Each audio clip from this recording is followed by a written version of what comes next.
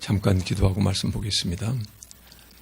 아버지 하나님, 하나님을 사모하는 마음으로 흠 많고 부족하지만 저희들이 이 자리에 모였습니다. 항상 예배 때마다 거룩하신 하나님 앞 신전의식을 갖게 하시고 우리 마음을 모게 하시고 아버지 하나님의 신령한 말씀에 온통 집중할 수 있도록 도와주시옵소서. 감사드리며 예수님 이름으로 기도합니다. 아멘. 우리는 그 사도행전에서 특별히 이 주목해야 될 두 사람이 있거든요. 초대교회를 세워나갔던 두 주역입니다.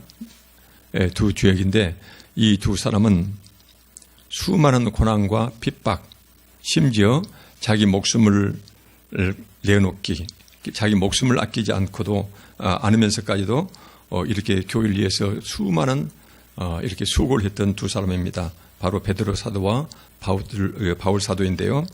한 사람은 유대 사이에서 초대교회를 세워가고 있었고 한 사람은 이방 나라에서 주님의 교회를 이렇게 세워갔던 두 주역입니다. 그런데 이제 우리 두 사람을 우리가 특별히 주목해야 될 이유가 있는데 이 두 사람은 그 전에는 어떤 체험 이전에는 아주 극히 평범한 보통 사람들과 우리가 똑같았던 사람이거든요. 그런데 이 두 사람이 어떤 경험을 하면서 예수를 위해서라면 자신의 목숨까지도 아끼지 않을 정도로 이렇게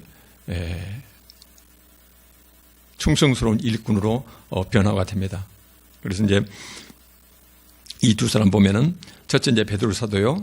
원래는 예수님을 부인하고 도망쳤던 겁쟁이였죠. 그런데 이 겁쟁이가 예수님의 부활과 성령 체험 여러 차례 말씀드린다마는 굉장히 중요하거든요. 예수 그리스도를 직접 그 부활을 목격하고 그다음에 성령 체험한 후로부터는 감옥도 핍박도 심지어는 자기 목숨까지도 내놓을 정도로 자기 생명도 개의치 않을 정도로 이렇게 놀라운 자로 변화가 됩니다. 바울 사도요. 그 전에는 예수 믿는 자를 죽였던 예수님의 원수였거든요. 그런데 이 바울 사도가 특별히 두 가지 경험을 하게 됩니다. 다메섹 도상에서 백주 대낮에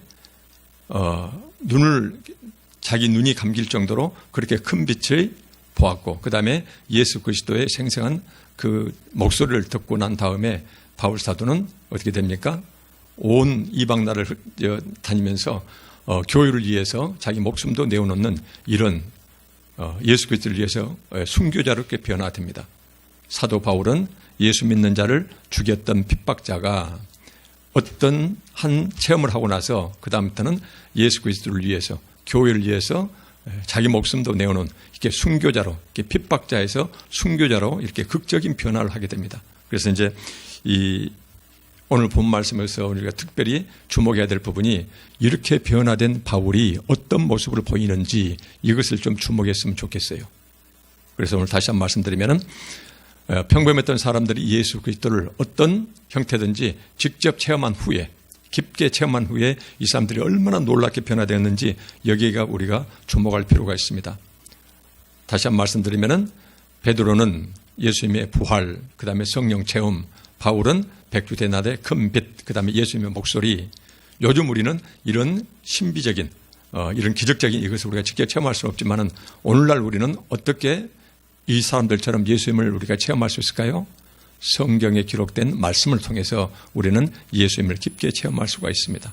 그래서 오늘 주목하는 바가 베드로가 체험했던 예수님의 그 직접 체험, 바울의 직접 체험, 오늘날 우리는 기록된 성경 말씀을 통해서 예수님을 이렇게 깊게 체험하면은 우리같이 부족하고 흠많은 우리도 이런 사람들처럼 점차 변화되어 갈 것이다. 이렇게 저희들이 소망을 하고 있습니다. 오늘은 특별히 사도행전 19장에서 25장까지 말씀인데요. 19장에서 25장 말씀. 이 말씀은 바울이 선교 여행을 3번째 하거든요. 그래서 오늘은 특별히 3차 바울 사도의 3차 선교 여행. 그때 밀레도라는 곳에서 에베소 교회의 장로들을 불러서 했던 마지막 고별 설교입니다. 고별 설교란 내가 당신들을 다시는 이제 볼 수 없을 것 같습니다. 그러면서 이제 일종의 유언처럼 했던 그런 고별 설교가 오늘 본 말씀에 이제 중요한 내용이 될 것 같습니다. 여기에서 이제 20장 17절부터 사도행전 20장을 바로 볼게요. 아주 중요한 고별 설교입니다. 20장 17절부터 그 다음에 저 뒤에 36절까지요. 20장 17절에서 36절까지 이 말씀을 한번 쭉 한번 훑어보시게요. 그러면서 여기에서 우리가 주목할 부분들은 이제 어려운 부분들은 없거든요. 주목할 부분들은 예수 그리스도를 믿은 사람들을 잡아 죽였던 예수 그리스도의 원수가 예수님을 직접 체험한 후에 어떤 모습으로 변화됐는지, 그래서 변화된 후의 모습이 17절부터 36절까지 쭉 이렇게 이제 기록되어 있습니다. 보니까는 20장 17절에 바울이 밀레도에서 사람을 에베소로 보내어 교회 장로들을 청했다라고 나옵니다. 이 에베소는 특별히 바울 사도가 오래 머물렀던 아주 정성을 다 쏟았던 그 교회거든요. 그런데 이 에베소는 그때 당시에 소아시아, 지금 터키요, 로마령이었던 터키의 지방 수도였거든요. 지방 수도여가지고 항구 도시인데 굉장히 번창했던 그런 도시입니다. 사람도 많았고요. 물론 우상도 굉장히 많았죠. 그래서 이제 여기에서 3년 동안이나 바울이 에베소 교회를 그렇게 온 정성을 다해서 가꾸었거든요. 근데 이제 3차 여행을 마치고 바울은 운명이 예정돼 있었어요. 예루살렘으로 이제 급히 가가지고 예루살렘에서 온갖 수모와 핍박을 다 당한 다음에 결국은 로마로 붙잡혀 가서 거기서 이제 목숨을 다하는 이 여정이 남아있거든요. 마지막. 그래서 이제 바울은 이때 이제 시간이 너무나 없었어요. 빨리 이제 그 성령께서 계속 자기한테 당신에게 이제 지시한 바를 이행하기 위해서는 빨리 지금 예루살렘 가야 되는데 시간이 없어요. 그래서 에베소하고 밀레도는 상당히 좀 그렇게 이제 먼 거리는 아니었거든요. 그래서 터키 지방의 지중해 유럽 쪽 그 한 도시로 해안 그 도시로 보시면 돼요. 그래서 밀레도라는 곳에서 한 30마일 떨어진 그 에베소에 있는 장로들을 급히 불렀어요. 일종의 고별 설교, 유언 설교를 하기 위해서 그렇습니다. 그래서 지금부터 보는 부분이 고별 설교, 바울의 마지막 에베소 장로들을 향한 고별 설교, 유언 설교가 되겠습니다. 장로들 청하니 18절에 보니까는 오매 그들에게 말하되, 첫째 무슨 얘기를 하냐면요, 아시아에 들어온 첫날부터 지금까지 이렇게 과거 3년 동안 내가 항상 여러분 가운데서 어떻게 행하였는지, 어떻게 선교를 했는지, 어떻게 복음을 전파했는지 여러분도 익히 잘 아는 바입니다. 그러면서 19절에 내가 어떻게 행했는가, 곧 모든 겸손과 눈물이며 유대인의 간계로 말미암아 당한 시험을 참고 주를 섬긴 것과 이렇게 나와요. 그러니까는 유대인의 간계로, 유대인들이 이 바울이 가는 곳마다 유대인들이 따라다니면서 그렇게 방해를 했거든요. 그래서 유대인들의 간계, 음모로 말미암아 내가 얼마나 많은 시험을 당하고 고통을 당했는지, 그런 가운데서도 모든 겸손과 눈물을 흘리면서 주를 섬긴 것. 그래서 나는 유다인들의 음모로 여러 차례 시련을 겪으면서도 눈물을 머금고 온갖 굴욕을 참아가며 주님을 섬겨온 줄 여러분들이 익히 보고 들었습니다. 그러면서 20장 20절에 보니까는 유익한 것은, 이것은 바로 여러분이거든요. 그래서 여러분들에게 유익한 것은, 다시 말하면은 여러분들에게 도움이 되는 것이라면 무엇이든지 하나도 빠지지 않고 공중 앞에서나 각 집에서나 장소 불문하고 거리낌 없이 여러분에게 전하여 가르쳤고, 그래서 내가 당신들하고 3년 동안 지냈을 때 내가 어떻게 살았는지 이것을 지금 회상시켜 주는 것이에요. 왜 그럴까요? 바울 사도는 지금 죽으러 가는 길이거든요. 근데 그 에베소 교회, 자기가 그렇게 정성 쏟았던 에베소 교회가 못내 지금 너무나 이제 그 힘들 그런 시기가 다가오거든요. 그래서 자기가 이제 더 이상 거기서 머물 수는 없고, 그래서 교회 장로들, 지도자들을 불러가지고 지금 간절히 마지막 유언 설교를 하는 것이에요. 그래서 유언 설교를 하면서 나를 본받으라 그 말이거든요. 그래서 내가 여러분들한테 같이 있을 때 어떻게 지냈는지 그것을 회상시켜줘요. 그것이 바로 뭐냐면은 여러분들에게 그 많은 고난 속에서도 유대인들이 따라붙으면서 그렇게 나를 방해할 때도 내가 그렇게 겸손한 가운데 눈물을 흘리면서 주를 섬기고 예수 그리스도를 섬겼던 것, 또 하나는 여러분들한테 도움이 될 것이라면 어떤 것도 아무 거리낌 없이 공중 앞에서 수많은 사람 앞에서나 여러분들 집에서나 내가 거리낌 없이 여러분들한테 모두 다 복음을 전해 주었습니다. 복음 전도거든요. 21절에 유대인과 헬라인들에게 하나님께 대한 회개와 우리 주 예수 그리스도께 대한 믿음을 증언한 것, 이것이 바로 내가 여러분들과 함께 살아갈 때 내가 어떻게 행했는가 그 핵심입니다. 지금 그 말씀이에요. 그래서 여기서 이제 자기 자신의 모습을 다시 한번 쭉 말씀해 주고 있습니다. 그래서 복음을 전한 것, 이 복음이라면은 여러분들 영혼을 구원해내서 하나님 백성 되게 하는데 필요한 것이면은 어떤 것도 거리낌 없이 사람들 앞에서나 여러분 집에서나 그 다음에 어떤 내용이든지 거리낌 없이 항상 여러분들한테 복음을 전파했습니다. 그러면서 21절에는 유대인과 헬라인들에게 인종을 내가 구분하지 아니하고 하나님께 대한 회개, 하나님을 향해서는 회개, 그 다음에 주 예수 그리스도를 향해서는 믿음. 이 말은 뭔 말일까요? 하나님을 향해서 회개하고 하나님께로 돌아와서 하나님의 은혜 가운데서 주 예수 그리스도를 믿게 만들었다. 그 말이거든요. 믿게 만들었다. 그래서 하나님을 향한 회개와 주 예수 그리스도를 믿게 만드는데 내가 모든 노력을 3년 동안 다 쏟았습니다. 그러면서 이제 내가 왜 이렇게 유언처럼 당신들한테 이야기하는지 이유를 얘기를 해요. 22절에 보니까는 여기서부터 24절까지는 앞으로 바울 자신에게 닥칠 환난과 자신의 각오를 여기서 이 얘기를 해주고 있습니다. 근데 이 말을 하는데 자기가 죽으러 가는 길이거든요. 근데 여기 보면은 마치 남의 일을 하는 것처럼, 남의 일을 이야기하는 것처럼 그렇게 담담하게 이렇게 얘기를 해요.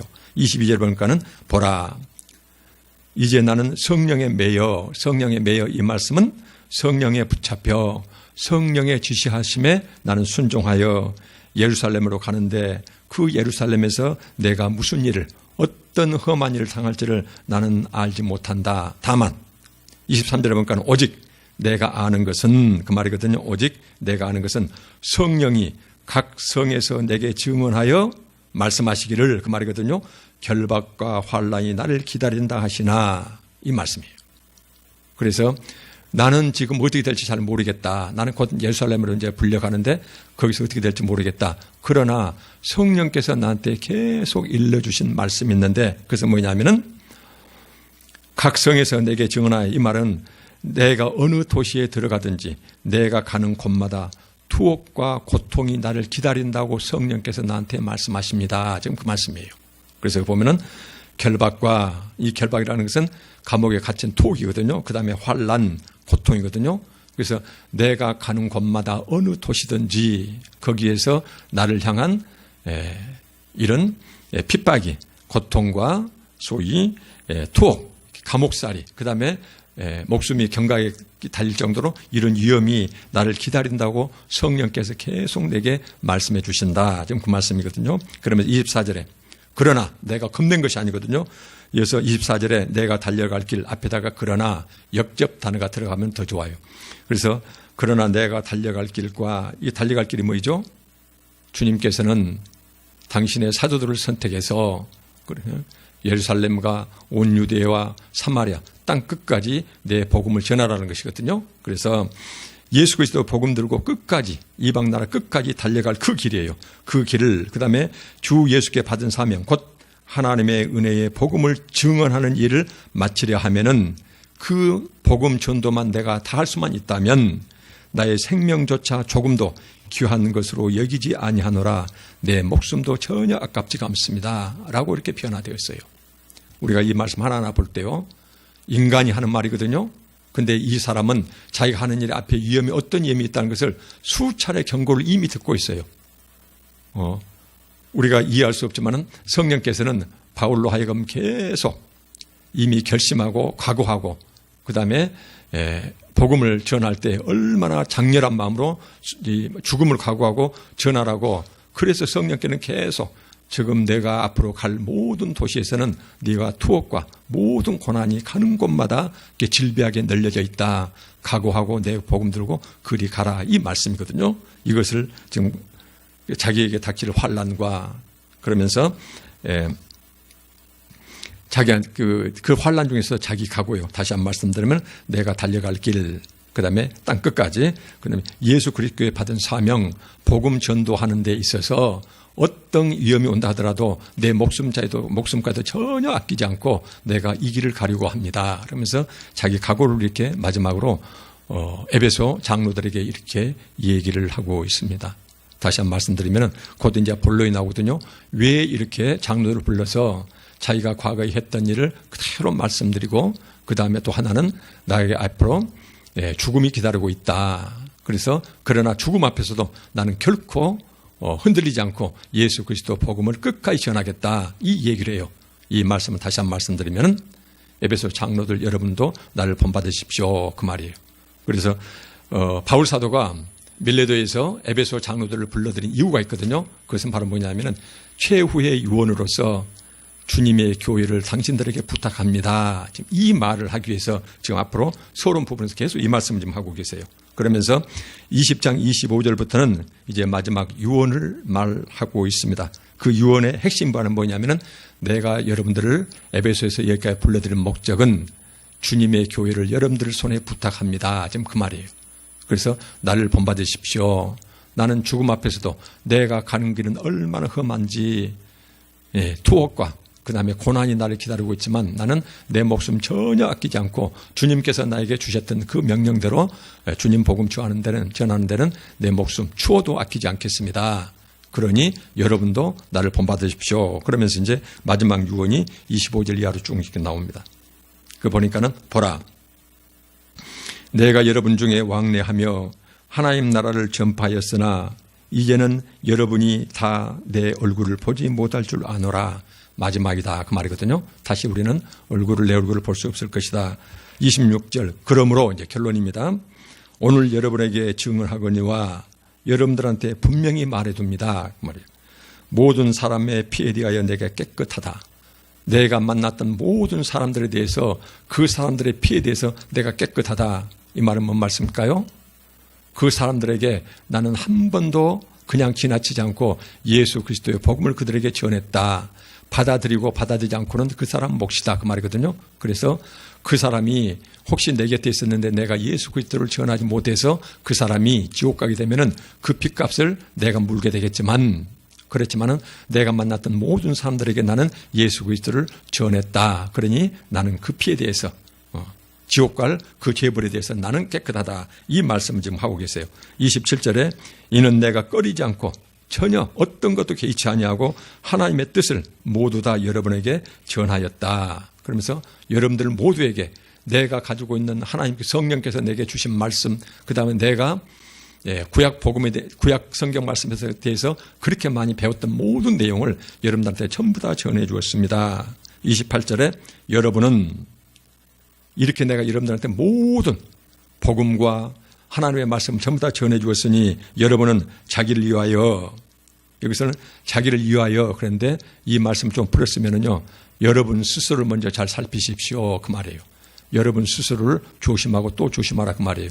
죄에 휩쓸리지 않도록, 복음에서 떠나지 않도록, 내가 사라지면은 눈앞에 신앙 지도자가 없으면은 혹시라도 세상 가운데서 곁길로 갈까 봐서 당신 자신을 늘 살피십시오. 이것이 자기를 위하여, 그 다음에 또는 온 양떼를 위하여 삼가라.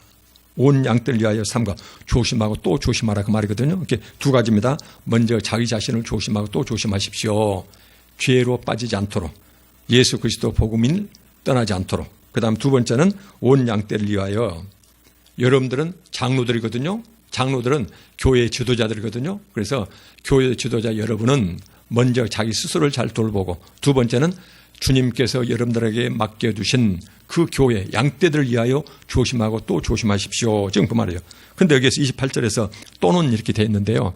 이것은 둘 중 하나, 우리가 이렇게 해석할 수가 있는데 그렇지가 않습니다.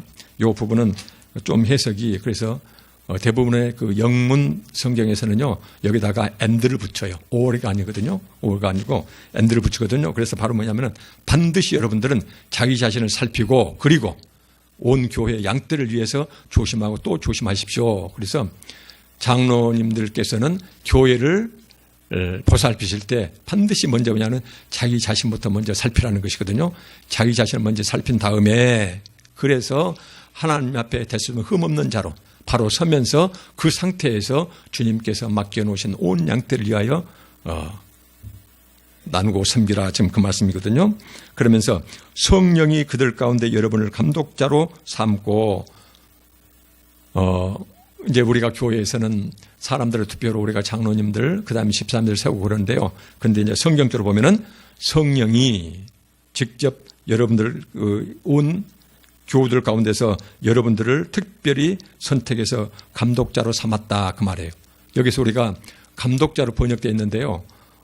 이 감독자라는 것은 우리가 언뜻 이제 국어사전을 따지면은 위에서 자기 아랫사람을 감독하고 지시하는 것, 또는 이렇게 우리가 볼 수가 있거든요. 감독자. 그래서 어찌 보면은 위에서 군림하고 지시하고 지배하는 관계로 볼 수 있는데 전혀 그런 뜻이 아니에요. 이 감독자라는 이 단어는요, 헬라어로 보면은 에피스코페라는 단어를 쓰는데요. 에피스코페라는 단어를 쓰는데 이 단어 뜻은 전혀 그게 아니거든요. 위하고 밑의 관계가 아니에요. 오히려 밑에서 위를 떠받치는 형태를 말씀해요. 원래 감독자라는 것이. 그래서 이 에피스코페라는 단어를 원래 단어 뜻대로 우리 해석하면은 돌보다 그 다음에 시중들 다 금이에요. 돌보다 시중들 다 금입니다. 원래 감독자가. 그런데 이제 번역을 우리가 감독자로 했는데 혹시라도 우리가 이 감독자 그러면은 교회에서 평신도는 밑에 있고 감독자는 위에서 밑에 보고 지시하고 뭐 감독하고 지배하고 군림하는, 우리가 이런 식으로 받아들이 씌울 수가 있거든요. 그러나 절대 그런 뜻이 아닙니다. 여기에서는 곧 이제 본 말씀이 나오는데요. 교회 내에서 하나님께서 특정한 사람들을 이렇게 이제 직분자로 뽑는데 이 직분자가 더 중요한 것이 아니고 그 직분자가 섬겨야 될 교우들이 훨씬 더 중요하다고 그렇게 성경에서는 말씀하고 계세요. 다시 한번 말씀드리면은 장로, 감독자, 이 감독이라는 것은 밑에서 윗사람 또는 곁에서 곁에 있는 사람을 돌보고 섬기는 것, 밑에 사람, 윗사람을 섬기는 의미의 그런 용어이지 위에서 밑에 내려다보고 아랫사람 지시하고 그렇게 지배하는 관계의 그런 의미가 전혀 아니다. 본래 이제 단어 뜻이 그렇게 이제 우리가 보셔야 됩니다. 그리고 이제 삼고 하나님이 자기 피로 사신 교회를 보살피게 하셨다. 똑같습니다. 여기서. 그래서 여기서 감독자의 직분이 보살피는데 이 보살피라는 것이 위에서 밑에 관계가 아니고 밑에서 위에 또는 곁에서 곁에를 보살피고 살피고 섬기는 것. 이 관계로서 감독자를 삼아주셨다. 그래서 얼마나 중요한지 하나님이 자기 피로 사신 교회를 이렇게 하나님이 직접 피를 시킨 거 아니죠. 삼일체 하나님께 이제 같은 의미지만 그래서 하나님이 당신 아들의 피로 목숨을 대신 바치고 얻은 그 귀한 교회를 보살피게 하셨다. 이것이 이제 감독자의 직분이에요. 이것을 지금 바울 사도는 에베소 교회 장로들에게 특별히 당부하고 있습니다. 고별 설교 가운데서 이렇게 말씀하고 있거든요. 교회를 잘 돌보라. 너희들은 감독자들이다. 감독자라는 것은 곁에서 또는 밑에서 위로 떠받들고 보살피는 관계다. 너희들이 보살피게 될 그 교훈은 얼마나 귀중한 존재인 관이 하나님이 당신 아들의 피로 값주고 얻은 그렇게 귀한 예수 그리스도의 피값으로 얻은 그렇게 귀한 교우들이다. 그래서 그들을 잘 보살피라. 이게 이제 바울 사도가 30마리나 멀리 떨어져 있는 그 에베소 교회 장로를 불러서 마지막으로 유언을 하고 있는 그 유언 내용의 핵심이 바로 이 말씀입니다. 그러면서 이제 하는 경고가 따릅니다. 그 경고가 바로 뭐냐면은 당신들이 에베소 교회로 돌아가서 이제 교회를 잘 보살필 때 여러분들이 특별히 조심하고 또 조심할 것이 있다. 그 말이에요. 그게 바로 뭐냐면은 20장 29절에 보니까는요. 내가 떠난 후에 내가 에베소 교회를 떠나고 다시는 이제 이곳에 올 수가 없는데 그 후에 사나운 이리가 여러분에게 들어와서 그 양떼를 아끼지 아니하며, 자, 여러분에게 들어온다는 의미는 교회 밖으로부터 교회 안으로 들어온다는 말씀입니다. 그래서 이제 29절과 30절은 두 가지 위험을 얘기합니다. 교회 내에서 생겨난 위험과 교회 밖으로부터 교회 내로 침투해 들어오는 두 가지 위험이 있는데 여기서는 여러분에게 들어와서 교회 밖으로부터 여러분들에 들어와서 그 양떼를 아끼지 아니하며 양떼를 마구 해칠 것이다 그 말이에요. 사나운 일이 누구를 말합니까? 성경에서는 거짓 선지자, 거짓 교사들, 그 다음에 사꾼 목자들이요. 이 사꾼 목자들은 결국은 사나운 이리는 양을 보살피는 존재가 아니거든요. 양고기를 먹고 살아가는 아주 이제 사나운 짐승이거든요. 그래서 교 자체가 자신의 먹잇감이라는 그런 의미로 여기서 지금 사용하고 있어요. 이것을 조심하라는 것이에요. 내가 여러분들에게 에베소 교회를 맡기는데 여러분들이 이제 가서 교회를 잘 돌볼 때 조심할 것이 있다. 첫째, 교회 밖으로부터 사꾼 목자들이 들어와서 교우들을 그 양떼를 아끼지 않으면 마구 해칠 것이다. 그래서 이 말은 사나운 이리떼가 양떼를 잡아먹듯이 교우들을 자기 입속 채우는 수단으로 그래서 그들을 마음대로 수탈해 먹을 것이다 그 말이에요. 이것을 조심하라. 또 하나가 있어요. 30절에 보니까는 또한 여러분 중에서도 이 말은 뭐예요? 교회 내에서 바로 여러분들 내 말 듣고 있는 여러분 가운데서도 제자들을 끌어 자기를 따르게 하려고 자기를 따르게 하려고 어그러진 말을 하는 사람들이 일어날 줄을 내가 안다. 내가 지금 훤히 들여다보고 있다. 그 말씀이에요. 그러면 여기서 어떤 뜻일까요? 교회 밖으로부터 쳐들어오는 침투에 들어오는 이런 거짓 사꾼 목자도 있지만 그러나 내 말 듣고 있는 여러분 가운데서도 교회의 지도자들 가운데서도 그 말이거든요. 제자들을 끌어 자기를 따르게 하려고 원래 교우들은 누굽니까? 예수 그리스도를 따르는 자들이거든요. 너희들은 모든 민족을 내 제자로 삼아 예수 그리스도 제자로 삼으라겠거든요. 원래 제자라는 의미는 스승이 가는 길을 그대로 따라가는 자를 원래 그때 당시에 제자라고 그랬어요. 그래서 예수 그리스도를 따라야 하는데 그 제자들을 어떻게 해요? 어그러진 말, 성경 말씀을 왜곡해서 진실을 왜곡해서 거짓말로서 하나님을 따르고 예수 그리스도를 따르는 그 교우들을 자기 자신을 따르게 만든다 그 말이거든요. 그래서 교회 내에서 어쨌든 형식은 어떨지 모르지만 실질적으로는 예수 그리스도를 믿고 따르고 순종하는 그런 사람이 아니라 사꾼 목자, 이렇게 거짓 목자를 따르게 만든다. 자기 종을 만든다 그 말이거든요. 이런 자가 너희들 가운데서 일어나게 될 것이다. 불쌍한 것은 교우들이거든요. 제대로 하나님 말씀을 제대로 익히지 못하면은 알지 못하면은 밖으로부터 교회에 침투해온 거짓 목사, 거짓 사꾼들에게 모든 걸 다 빼앗기고 그들의 종로로 하고 있고 그것뿐만 아니라 교회 내에서도 교회 내 지도자들 중에서도 예수님을 따라야 될 그 제자, 예수님을 그대로 본받게 하기 위해서 가르쳐내야 될 그 교우들을 예수님이 아니라 자기 자신을 따르게. 왜 그래요? 자기 이석 챙기기 위해서요. 이렇게 말을 하는 사람들이 일어날 줄을 내가 알고 있다라고 경고하는 말씀이 있어요. 그래서 내가 너희들에게 교회를 맡기겠다. 그런데 조심할 것이 있다. 교회 밖으로부터 침투하는 사꾼 거짓 교사들이 있는가 하면은 너희들 내에서도 눈기 가려가지고 자신의 종을 만드는 그래서 자기 입속 챙기는 예수 그리스도의 백성이 아니고 제자가 아니고 자기 소유물로 삼는 이런 자들이 너희들 가운데서 일어나게 될 것이다. 이런 경고를 해요. 이 경고가 딱 들어맞습니다. 디모데후서 2장 17절에 바울이 나중에 이 경고를 다시 한번 되새깁니다. 그들의 말은 종양이 퍼져나감과 같은데 그 중에 후메네와 빌레도가 있느니라. 이 말씀은 에베소 교회한테 주시는 말씀이거든요. 그래서 바울이 떠나서 이 로마에 갔을 때, 그 다음에 예루살렘 갔을 때 들리는 에베소 교회의 그 상황을 쭉 지켜봐요. 그러고 나서는 하는 말이 그들의 말, 그들의 어그러진 말이거든요. 성경에 기록된 말씀을 이것을 말씀을 왜곡시켜서 그래서 이 말은 종양, 암덩어리가 몸에 퍼져나가시듯이 교회 내에 쭉 퍼져나가고 있다. 이렇게 지금 탄식을 해요. 디모데후서에서 바울이 에베소 교회를 바라보면서 이렇게 탄식을 하고 있거든요.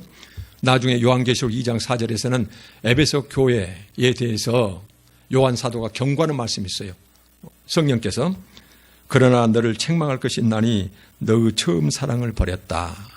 맨 처음에 바울 사도가 에베소 교회에 가서 그렇게 하나님 말씀을 진실되게 이렇게 전파했을 때 그때 많은 사람들이 진리의 말씀 그대로 받고 그래서 하나님을 그렇게 사모하고 하나님을 사모하고 그렇게 사랑하고 살았거든요. 그런데 여기서처럼 에베소 교회 외부로부터 침투해온 그다음에 교회 내에 변질된 이런 신앙 지도자들이 이렇게 잘못되게 신앙을 인도했더니 그 결과로서 왜곡된 성경 말씀이 종양처럼 퍼져나갔다. 오늘날로 말하면 무슨 말씀일까요? 우리가 가장 많이 들으면서도 그 다음에 귓전에 흘리는 말씀이 있거든요. 1950년대부터 지금까지. 특히 한국에서는 1970년대, 80년대 한국교회가 엄청나게 부흥했을 때요. 70만 명이 모이는 교회가 태동되는 그런 배경이 됐을 때요. 번영복음이거든요. 번영주의 복음. 이제 이게 답답한 것은요. 밖에 신학세계에서는 이건 사탄의 이 말이라 할 정도로 그렇게 심하거든요. 이 지역일. 교회에 나오면은 이렇게 복받고, 그 다음에 계속 이런 복만을요. 이런 걸 전파하는 것에 대해서. 그래서 이제 교회 내에 와서 하나님 말씀에 순종했는데 나는 왜 이럴까? 그래서 나는 하나님께 죄 지은 것 아닌가? 목회자한테 내가 지금 죄 지은 것 아닌가? 그래갖고는 계속 오그라들어요. 이거 자체가 잘못된 것이거든요. 그래서 현대 미국 교회, 한국 교회, 그 다음에 저 밑에 남아프리카 공화국 있잖아요. 거기서도 어마어마하게 번영복음이 이렇게 전파돼서 교회가 규모가 커집니다. 기백 명의 교회가요, 4, 5년 만에 6천 명으로 불어나는 사건이 남아프리카 공화국에 있었어요.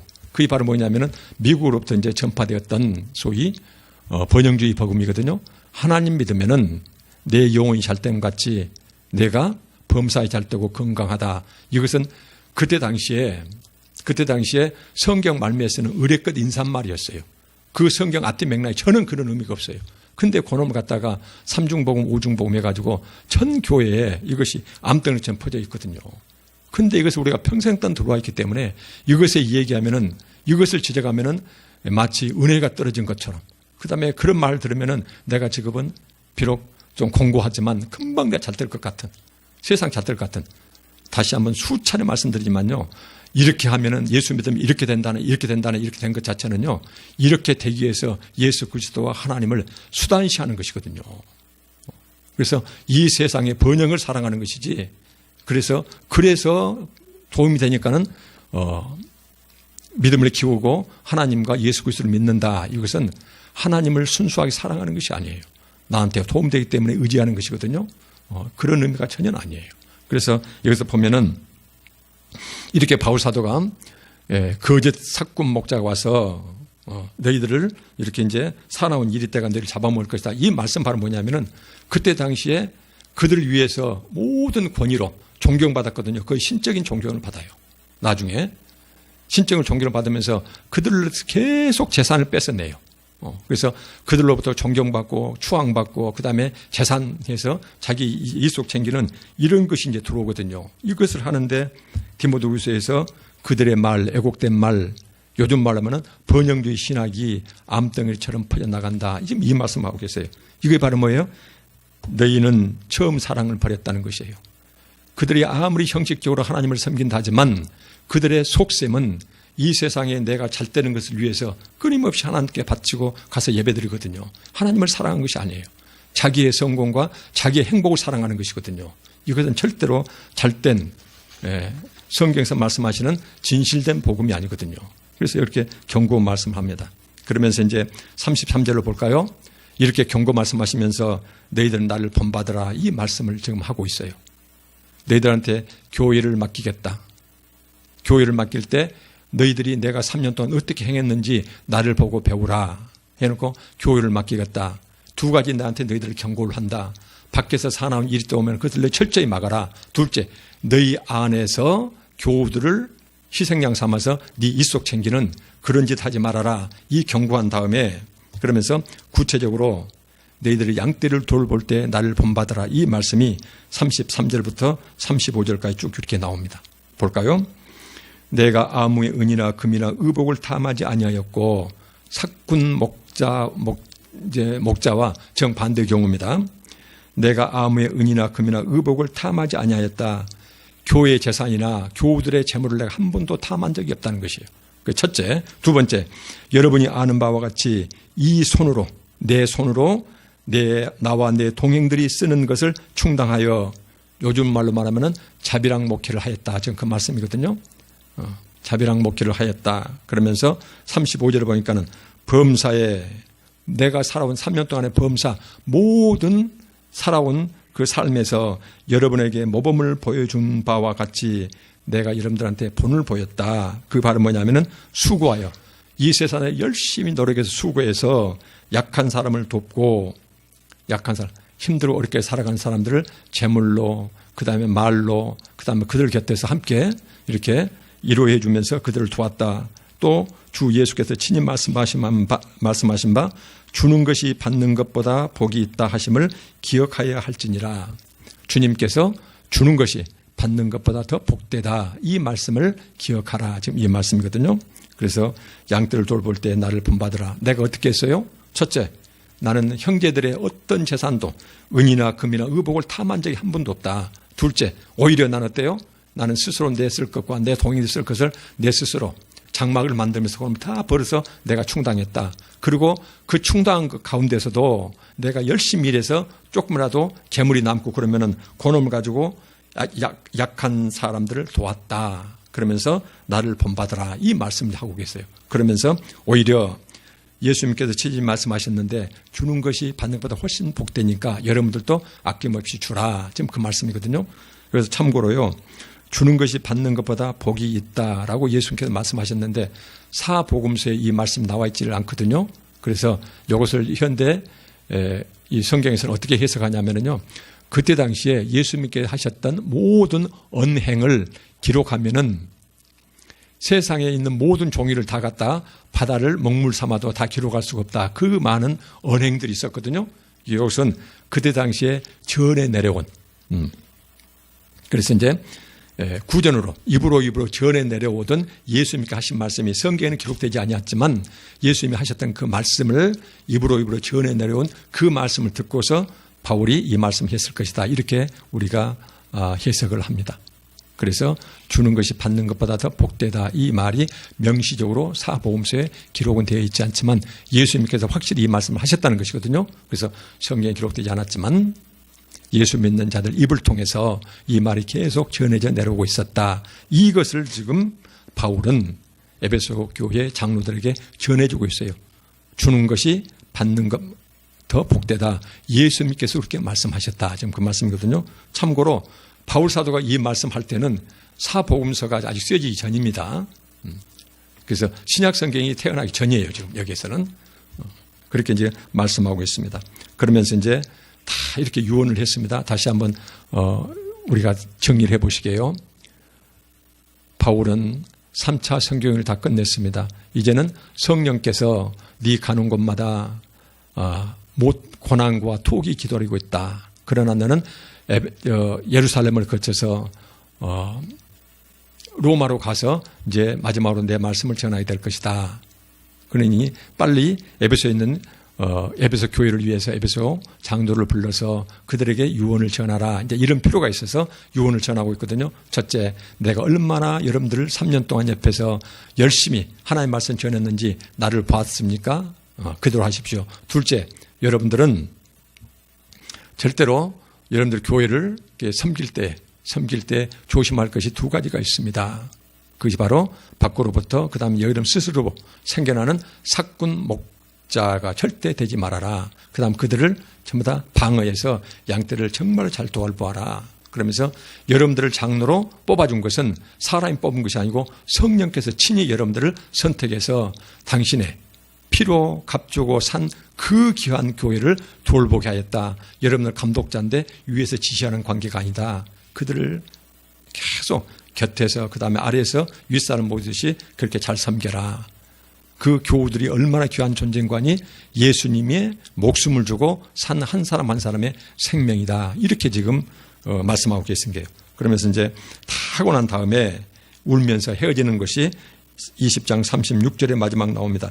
이 말을 한 후 무릎을 꿇고 그 모든 사람들과 함께 기도하니 37절에 다 크게 울며 바울의 목을 안고 입을 맞추고 38절에 다시 그 얼굴을 보지 못하리라 한 말로 말미암아 더욱 근심하고 가장 마음 아프게 했다 그 말이거든요.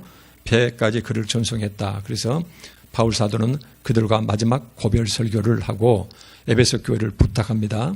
하고 나서는 울면서 그들을 껴안고 나서 헤어집니다. 이렇게 이제 바울은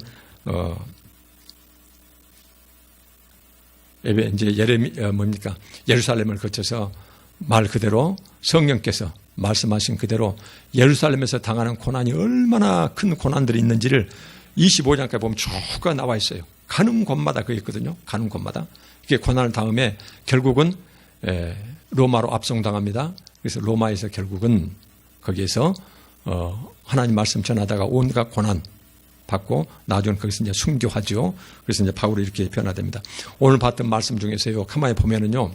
여러분들 어떤 생각을 드십니까?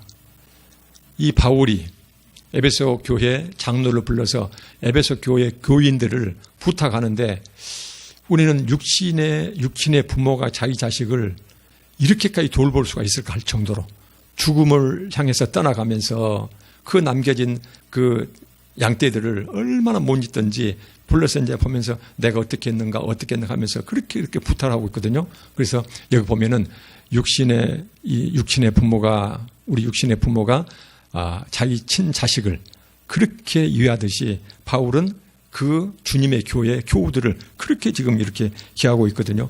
얼마나 극진하게 그 다음에 희생적으로 이 교회를 떠받들고 있는지는 몰라요. 그런데 이제 이것이 대비되는 것이요. 그 전에는 바울은 실은 예수 그리스도의 원수였거든요. 그래서 이 바울이 했던 자기 고백이 있거든요. 22장 4절 볼까요? 본래 바울은 22장 4절 한번 봐보시게요. 4절부터.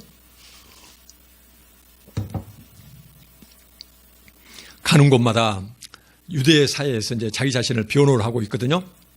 변호를 하는데 나도 여러분과 똑같이 예수 그리스도를 받겠던 사람이다. 근데 예수 그리스도는 우리의 메시아다. 이 말씀인데 22장 4절을 보니까는 자기를 죽이려고 모여든 예루살렘에서 자기를 죽이려고 모여든 유대인들한테 행하는 연설이거든요.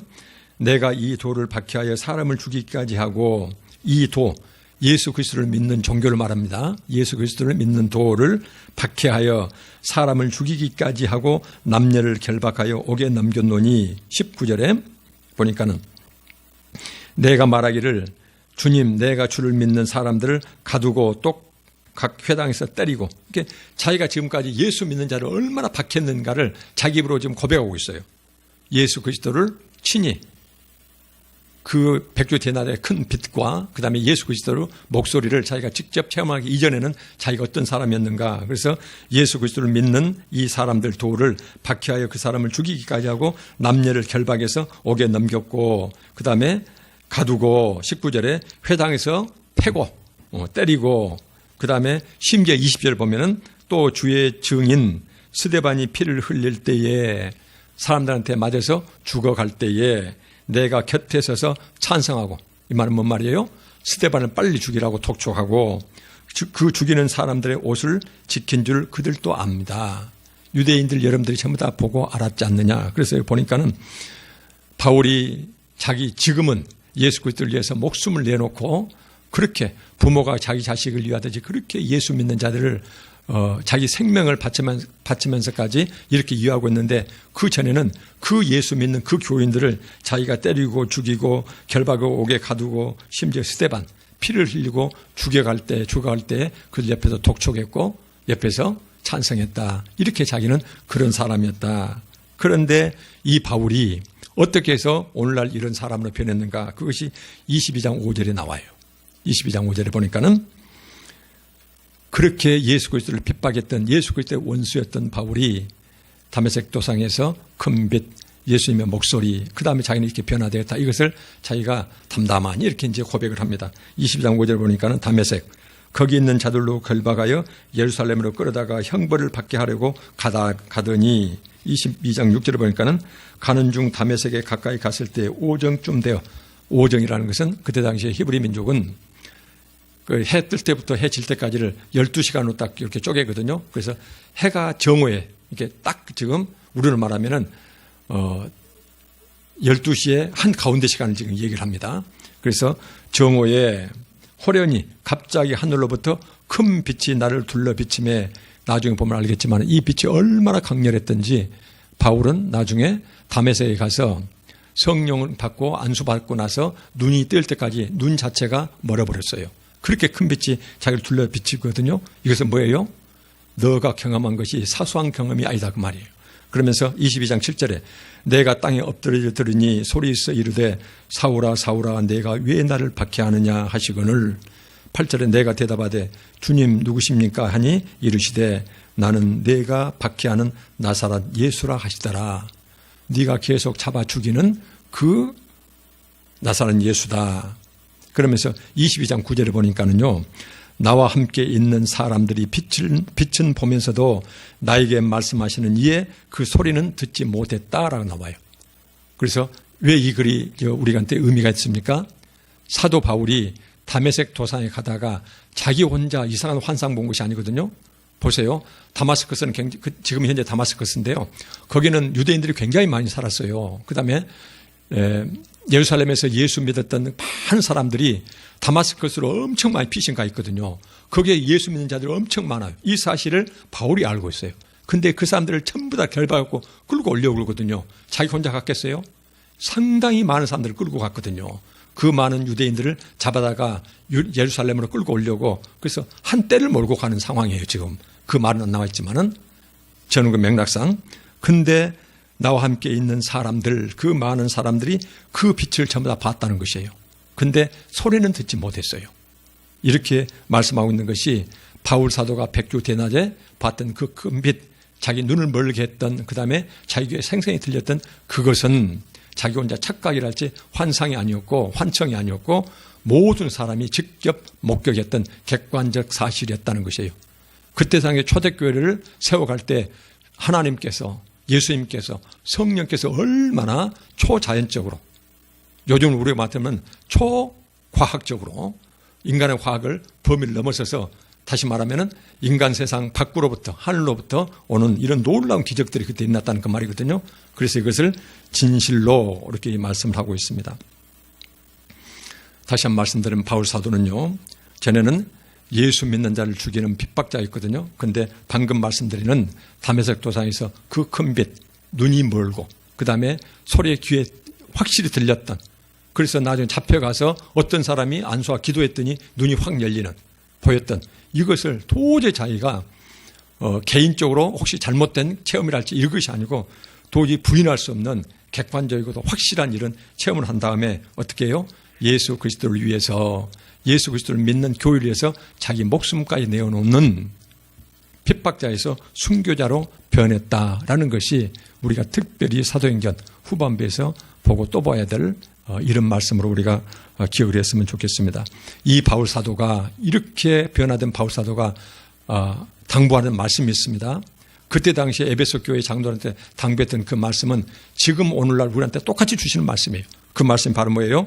다시 한번 보면은 교회 밖으로부터 오는 내가 떠난 후에 사나운 이리가 양을 키우려고 오는 것이 아니라 양을 잡아먹으려고 다치는 자들입니다. 여러분에게 들어와 그 양떼를 아끼지 아니하며 또 교회 내에서 하나님을 섬기는 자가 아니라 형태는 하나님을 섬기는 것이지만 오히려 사꾼 목자를 섬기게 만드는 제자들을 끌어 자기를 따르게 하려고 하나님의 복음을 어그러진 변질 왜곡시키는 자들이 나타날 것이다. 그러면서 자기 이속을 채울 것 이것을 조심하라는 것이에요. 그래서 여러분들은 실은 수요 예배까지 나올 정도면은 여러분들은 직분이 무엇인 간에 교회 내에서는 그래도 굉장히 중심적인 신앙 중심이라고 보면 될 것 같아요. 그래서 어쩌면은 이 말씀 우리한테 주시는 말씀이거든요. 그래서 교회 밖으로부터 오는 그다음에 교회 내에서 스스로 자성해서 생겨날 수 있는 교우들을 소위 이속 챙기는 수단으로 삼는 이런 것들은 철저히 배제하라는 것. 그러면서 교회를 또 부탁하죠. 20장 28절에 여러분은 자기를 위하여 그다음에 온 양떼를 위하여 조심하고 또 조심해라. 여러분들은 성령이 여러분들을 친히 직분을 맡기고 다른 말씀을 드리면은 여러분들 특별히 은혜를 줘서 수요 예배까지 올 정도로 이렇게 은혜를 주었는데 여러분들은 감독자를 삼아서 그래서 교우들을 잘 섬기라는 것이에요. 그래서 교회를 잘 보살펴라. 이 말씀을 좀 주고 계신 것이에요. 그래서 오늘 전체 말씀을 좀 시간이 많이 됐습니다마는 바울 사도가 변화되기 전의 모습을 생각해 보시고요. 핍박자가 순교자로 변했는데 예수 그리스도를 깊게 체험한 자는 이렇게 변화될 수 있다는 것이에요. 그래서 그때 당시에는 초자연적으로 그다음에 아주 놀라운 기적 같은 이런 체험을 했지만 오늘날 우리는 똑같은 체험은 성경에 기록된 말씀을 통해서 우리가 하나님을 알아가는 것, 주님을 알아가는 것. 그래서 요즘 우리는 성경 말씀을 통해서 이렇게 주님을 깊게 체험할 수가 있다. 깊게 체험하는 자는 계속 삶이 변화된다. 그런 자들은 교우들을 특별히 섬기는 자로 이렇게 변화된다. 이 말씀을 지금 해주고 계신 것이요. 이것은 그냥 우리가 똑똑히 잘난 것이 아니고 성령께서 우리에게 그런 은혜를 주셨다. 그러면서 이 말씀을 주고 계시거든요. 그래서 우리 모두도 주님을 깊게 체험하는 기록된 성경 말씀을 통해서 그래서 교회에서 주님께서는 자기 피로 사신 우리 교우들이요. 그 교우 한 사람 한 사람을 하나님께서 얼마나 귀중히 보신지를 몰라요. 근데 아직은 어린 양이에요. 그래서 위험해요. 밖에서 사나운 일일 때 안에 생겨나는 그래서 이런 자들을 우리로 하여금 보살피라는 것이거든요. 그런 사명을 우리한테 주셨다는 것이에요. 그래서 직분이 있든 없든 우리 마음속에 하나님에 대한 이렇게 신앙이 깊어지면 반드시 우리는 교회를 이렇게 섬기는 자, 그 다음에 교회에서 혹시 잘못된 것, 왜곡된 게 있으면 그것은 절대로 우리가 잠잠히 있으면 안 되거든요. 교회를 위해서, 그 다음에 온 양떼가 함정에 빠지지 않도록 그들을 위해서 교회에서 자기 목소리를 내는 것, 이런 것들이 우리한테 주어진 사명인 것 같습니다. 기도하고 말씀 마치도록 하겠습니다. 오늘 그 기도 제목인 우리 교회 내에서 이제 마음과 그 몸이 좀 아프신 편찮으신 분들이 있거든요. 그분들의 완쾌를 위해서, 그 다음에 11월 첫 주에 있는 우리 야외를 위해서 함께 기도하시고 나서 기도하고 마치도록 하겠습니다. 함께 기도하시겠습니다.